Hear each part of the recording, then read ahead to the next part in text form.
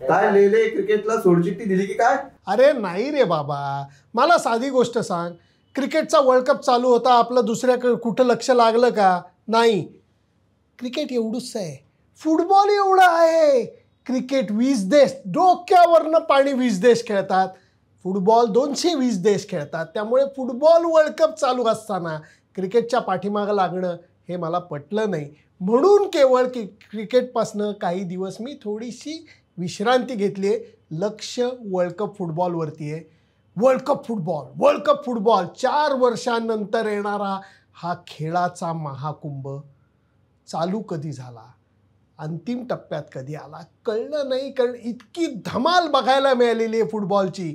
उच्च लेवलचं फुटबॉल, प्रस्थापितांना धक्का देणारं फुटबॉल, हे सगळं आपल्याला बघायला मिळालेलं आहे. इटली सारखा संघ क्वालिफाय झाला नाही. 1 सेकंद तुम्ही फक्त विचार करा. इटलीचा संघ क्वालिफाय झाला नाही, जणू काही वेस्ट इंडिजचा संघ T20 वर्ल्ड कपला क्वालिफाय झाला नाही असंच मला वाटलं. सामने चालू झाले, आपण त्याच्यात गुंगत गेलो. एका दिवसामध्ये 3-3 मॅचेस असा आस्वाद आपण घेत गेलेलो आहोत. आणि आता आज रविवारी रात्री 8:30 वाजता फायनल मॅच होणार आहे. दरवेळेला असं होतं की अरे अरे अरे अरे हा संघ येण्यापेक्षा तो संघ यायला पाहिला होता, त्यांच्यावरती अन्याय झाला, त्यांचं बॅड लक होतं, यांचं खूप लक होतं. T20 वर्ल्ड कपला आपण पाहिलं, कराचीला बसायला जाणाऱ्या विमानामध्ये जाणारा पाकिस्तानचा संघ अचानक मेलबर्नच्या प्रवासाला निघाला. हे आपण बघितलेलं आहे. वर्ल्ड कप फुटबॉलच्या खास करून यावेळच्या तसं झालेलं नाही. कोणाच्याही मनामध्ये तीळ मात्र शंका नाही की अर्जेंटिना आणि फ्रान्स सोडून दुसरं कुणी फायनल खेळायला लायकीचं होतं का नाही. क्वार्टर फायनलमध्ये थोडीशी गडबड झाली. मोरक्कोनी धक्का दिला, क्रोएशियानी धक्का दिला, ब्राझील बाहेर गेलं, इंग्लंड दडपणाखाली खचलं. परंतु सेमीफायनलमध्ये तसं झालेलं नाही आहे. अर्जेंटिना 3-0 क्रोएशियाला हरवलं, फ्रान्स 2-0 मोरक्कोला हरवलं.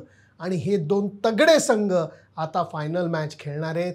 आणि त्यामुळे या फायनल मॅचची लज्जत ही शतपटीने वाढलेले आहेत. किती ह्याच्यामध्ये लेयर्स आहेत तुम्हाला सांगतो. उच्च पद्धतीचा फुटबॉल तर आहेच, खूप लोकांना इंजुरीसुद्धा झालेली आहे. आज फ्रान्सच्या टीमकडे तुम्ही नजर टाकली, टीम चांगली आहे, पण त्यांच्या टीममधले काही 10 खेळाडू हे अगोदरच इंजुरीमधनं बाहेर गेलेत, तरी फ्रान्सची टीम ही फायनलला आलेली आहे. दुसरीकडे लिओनेल मेसी, हार्ट थ्रॉब, आपल्या सगळ्यांचा एवढा लाडका खेळाडू, त्याचा हा अंतिम सामना ठरणार आहे इंटरनॅशनल असं त्यांनी स्वतःच जाहीर केलं आहे. पुढचा वर्ल्ड कप तो खेळू शकणार नाही आहे, वय त्याचं वाढतं आहे आणि हे स्वॅन सॉन्ग त्याचं कसं होतं आहे याच्याकडेही आपलं लक्ष लागलेलं आहे. त्यामुळे चढ्या क्रमानं या वर्ल्ड कपची लज्जत वाढत गेलेली आहे. मेसी पहिली मॅच हरलेला होता, अर्जेंटिना पहिली मॅच हरला होता कोणाकडनं, सौदी अरेबियाकडनं. लगेच क्वेश्चन मार्क चालू झाले की अरे हे काय आहे, अर्जेंटिना नाम बडे और दर्शन खोटे असा संघ आहे की काय. परंतु त्याच्यानंतर अर्जेंटिनानी आपला नुसता तोलच सावरला नाही, तर खेळामध्ये केलेल्या सुधारणा, रिग्रुप ज्या पद्धतीने ते झाले ते सगळंच बघणं माझ्यासाठी एक आनंदाची गोष्ट होती. फ्रान्सचा प्रवास हा एक मॅच त्यांनी जर का सोडली तर त्यांचा प्रवास हा अत्यंत स्मूथली झालेला आहे. त्यामुळे या पॉडकास्टच्या मध्येच मी तुम्हाला सांगतो, मला माहिती आहे मन म्हणतंय मेसीची अर्जेंटिना जिंकावं. जेव्हा डोकं म्हणायला लागतं त्यावेळेला वाटतं कदाचित 49-51नी फ्रान्स थोडंसं पुढं आहे की काय. त्याचं कारण मी तुम्हाला सांगतो. इकडे अर्जेंटिनाकडे तुम्हारे पास बंगला है, गाडी है, बँक बॅलन्स आहे. मेरे पास क्या है, मेरे पास मेसी आहे. डायलॉग आहे हा, मला मान्य येतो आणि मलाही तो पटतोय. कारण अर्जेंटिनाच्या मेसीनी जे काही या टुर्नामेंटमध्ये करून दाखवलेलं आहे ते चमत्कारिक पूर्ण आहे. परंतु दुसऱ्या बाजूला तुम्ही नजर टाका की 2-4 महत्त्वाचे खेळाडू बेंझेमासारखा प्लेयर नसूनसुद्धा फ्रान्सनी जो प्रवास केला आहे तो जबरदस्त आहे. याचं कारण मी तुम्हाला सांगतो, टेक्निकल थोडंसं कारण सांगतो की त्यांच्याकडे एम्बापे आहे आणि जिरू आहे. हे 2 टॉप क्लास अटॅकर्स आहेत. परंतु यांना सप्लाय करणारे जे प्लेयर्स आहेत त्यांचं महत्त्व तुम्ही लक्षात घ्या. ग्रिजमन जो लास्ट वर्ल्ड कपला सुद्धा होता, प्ले मेकर आहे. मी तुम्हाला सांगतो मिडफील्डला खेळतो आणि संपूर्ण खेळ कंट्रोल करतो. त्याच्याकडनं पासेस जात असतात, जणू काही तो दादर जंक्शनसारखा आहे की इकडेही रेल्वे जाते आणि तिकडेही रेल्वे जाते आणि त्याच्याबरोबर त्यांच्या सोबतीला हर्नांडिससुद्धा आहे. हे 2 प्लेमेकर जे आहेत ते एम्बापे आणि जिरूला बरोबर सप्लाय करत असतात आणि त्याचा फायदा घेऊन हे दोघं सातत्याने समोरच्या गोलवरती आक्रमण करत असतात. एम्बापेचा जो स्पीड आहे, आई शपथ, म्हणजे ते बाणासारखा तो पळत सुटतो आणि त्याचा एवढा एक्सप्लोजिव्ह स्पीड हेच त्याचं सर्वात मोठं बलस्थान ठरतं, जे आपण सारखं बघितलेलं आहे. त्यामुळे मला किंचित फ्रान्सचा संघ हा सामना चालू होत असताना किंचित उजवा वाटतो. दुसरीकडे आहे अर्जेंटिनाचा संघ. यंग संघ आहे, कारण डी मरियासारखा खेळाडू खेळताना दिसत नाही आहे. लिओनेल मेसीनी तरुण खेळाडूंना जाणीवपूर्वक संधी दिलेली आहे. ते त्याचं सोनंसुद्धा करतायत.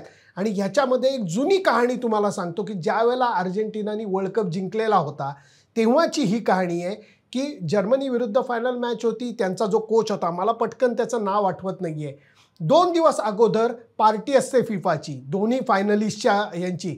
तर त्यावेळेला तो अचानक कोच आला. कुणीतरी काहीतरी म्युझिक लावलेलं होतं, 2-4 जर्मनीचे खेळाडू हे नाच करत होते. तर हा कोच गेला आणि तो डिएगो मॅराडोनाला म्हणाला, जा फ्लोअरवर जाऊन नाच कर. मॅराडोना भडकला. तो म्हटला, मी डिएगो मॅराडोना आहे, हे असलं नाचबीज करणं मला शोभणार नाही. तो म्हटला, जास्त बडबड करू नको, जा आणि नाच कर. असं करून त्या कोचने अक्षरशः त्याला ढकललं. मॅराडोना तणतणला आणि तो जबरदस्ती तिथं गेला आणि त्यांनी नाच केला. 5 मिनटं फक्त त्यांनी कंबर हलवली असेल, नाच केला असेल आणि नंतर तणतणत तो बाहेर आला. त्या कोचनी पुढच्या 5व्या मिनिटाला टीमला सांगितलं, चला पार्टी इज ओव्हर, बसमध्ये बसा.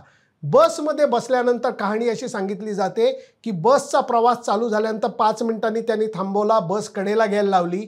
त्या बसच्या ड्रायव्हरला सांगितलं, तू बाहेर जा, का तर हेरगिरी नको. आणि त्या बसमध्ये त्यांनी मीटिंग घेतली आणि त्या मीटिंगमध्ये त्यांनी ऑब्झर्वेशन डिक्लेअर केलं की फायनल मॅचमध्ये आपण फ्लँकवरनं बॉल घेऊन तो टॉस करून हेडरनी गोल करायचा प्रयत्न करायचा नाही. आपण मिडफील्डमधनंच जायचा आणि फील्ड गोल करायचाच प्रयत्न करायचा. मॅराडोना म्हणाला, असं काय? त्यांनी फक्त असं बोट करून दाखवलं. म्हणतात की जर्मनीचे खेळाडू उंचे तगडे आहेत, त्या मानाने आपली उंची कमी आहे, हेडर करायला आपल्याला ते संधी देणार नाहीत, हे कळावं म्हणून मी तुला तिथं डान्स करायला पाठवलं आणि तिथं मला दिसलं की जर्मनीचे खेळाडू आणि तुझ्यामध्ये केवढा फरक आहे.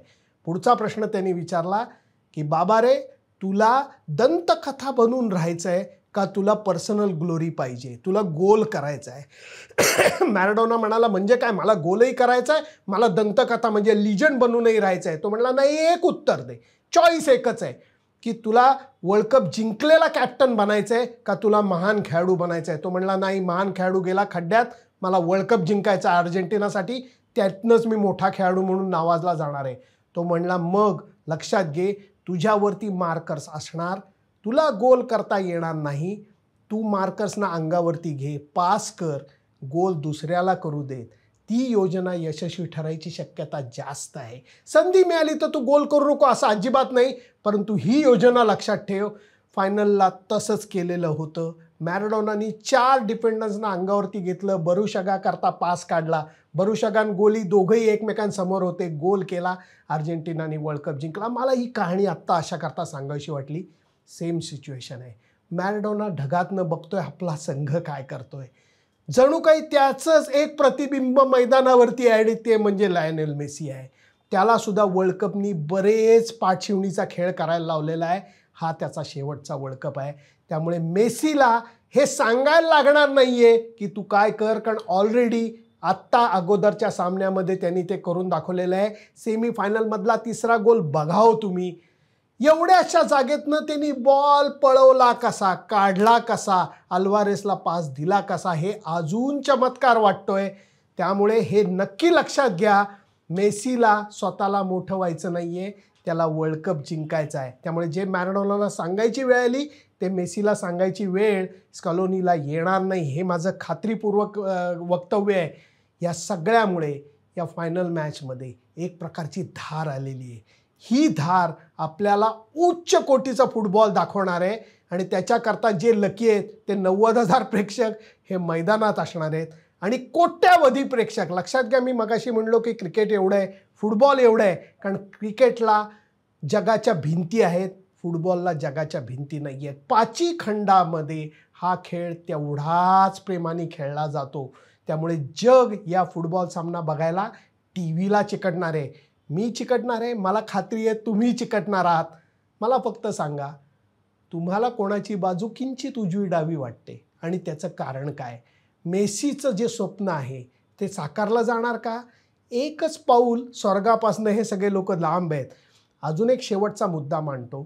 फ्रान्स करता बीन देअर डन दॅट ही गोष्ट आहे. फायनल मॅच त्यांनी खेळलेली आहे, विजेतेपद वर्ल्ड कपचं मिळवलेलं आहे. ती जी अँक्सायटी आहे ती कदाचित एम्बापे, जिरू आणि ग्रिजमनला कमी असेल, जी अर्जेंटिनाच्या प्लेयरला थोडीशी धगधग जास्त असेल. त्याचा फायदाही होऊ शकतो, त्याचा तोटाही होऊ शकतो. या दडपणाखाली सर्व भावना काबूत ठेवून कोण ह्याच्यातनं मार्ग काढतं हे बघायला तुफान मजा येणार आहे. त्यामुळे 8:30 कधी वाजतायत असं मला झालं आहे. तुम्हालाही असं झालं आहे की नाही मला जरूर कळवा. नॉर्मली मी क्रिकेटवर बडबड करतो, पण असं समजू नका माझा फुटबॉलचा अभ्यास नाही. BMCCच्या मैदानावरती कित्येक वर्ष मी फुटबॉल खेळलेलं आहे, लुटूपुटूचं खेळलेलं आहे. त्यामुळे हा खेळ कळत नाही अशी अजिबात गोष्ट नाही आहे. या खेळावर सुद्धा माझं तेवढंच प्रेम आहे. अर्थात क्रिकेट हे माझं पहिला प्यार आहे, लपवणार नाही, पण म्हणून फुटबॉलवरचं प्रेम कमी होत नाही.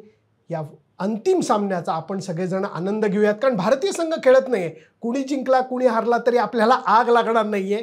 फक्त आग एकाच गोष्टीची आहे, बढिया फुटबॉल बघायला मिळावा. बस. Bye bye.